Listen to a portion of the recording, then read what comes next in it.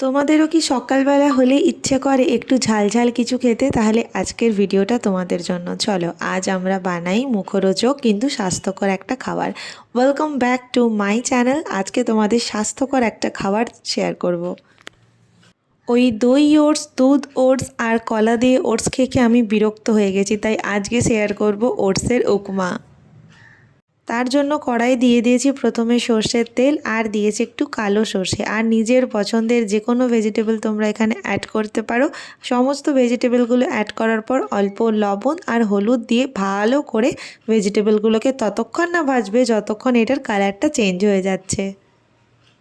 এই খাবারটা স্বাস্থ্যকর হবে আর মুখরোচকও হবে। আর তার সাথে আমি অ্যাড করে দিয়েছি একটু কারি পাতার গুঁড়ো। তোমরা চাইলে কাঁচা কারি পাতাও অ্যাড করতে পারো, কোনো অসুবিধে নেই। এটা ভালো করে বেশ কিছুক্ষণ ধরে ভাজবে।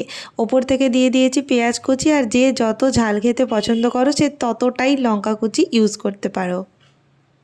এরপর দিয়ে দিলাম ওটসটাকে না প্রথমে একটুখানি কড়াই আমি শুকনোভাবে নেড়ে রেখেছিলাম।